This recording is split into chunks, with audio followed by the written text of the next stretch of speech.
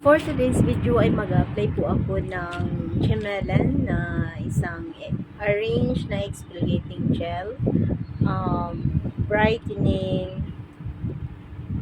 Ito po guys ay mild na exfoliation guys, no? Mild lang po siya. Ito po siya guys ay isang brightening gel.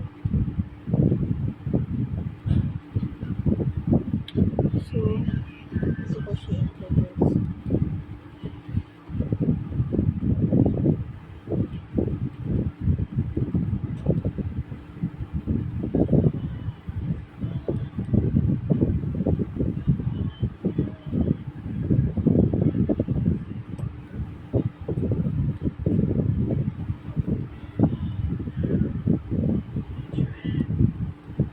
So, i-ano mo lang siya ng 1 minute guys before mo siya i-massage.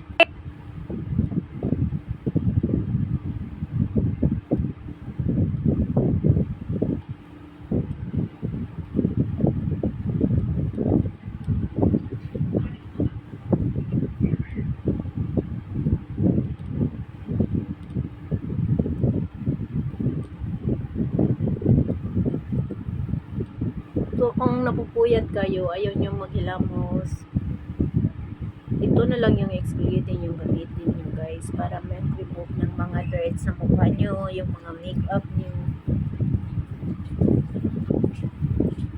So, ito na lang yung gel, exfoliating gel sa Gemelan. I-click nyo dito sa aking yellow basket guys. Ma-exfoliate talaga guys ito na.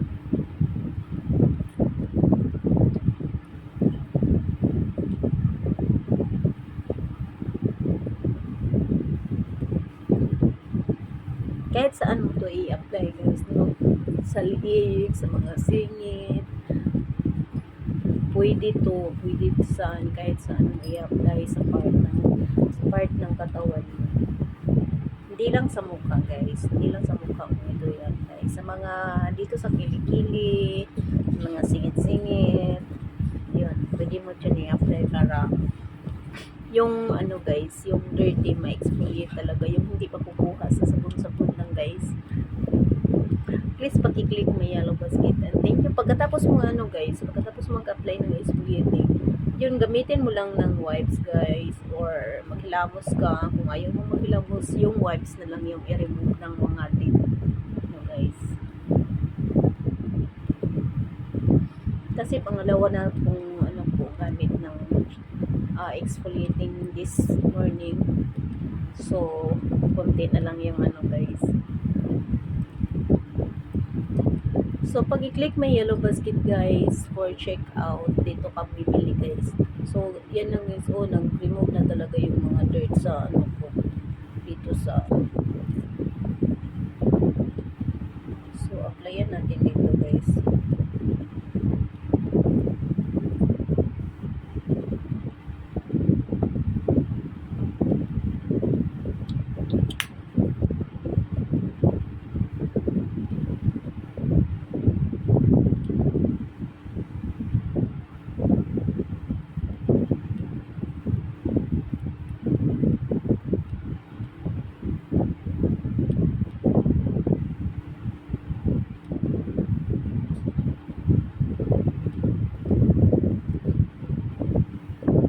Hayaan mo lang mamula yan guys kasi ganyan talaga ako eh.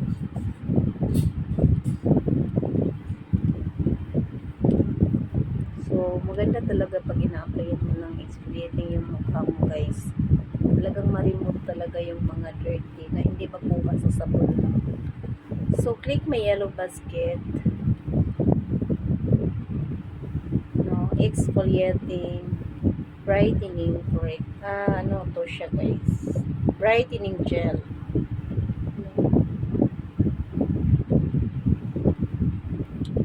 Thank you so much.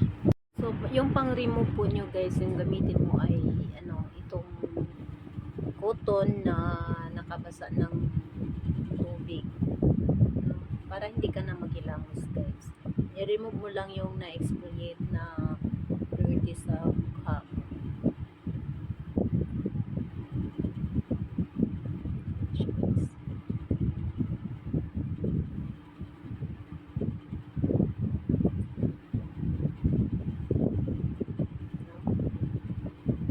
basain mo lang siya ng tubig para ma-remove yung ano guys, yung nire-remove ng exfoliating gel.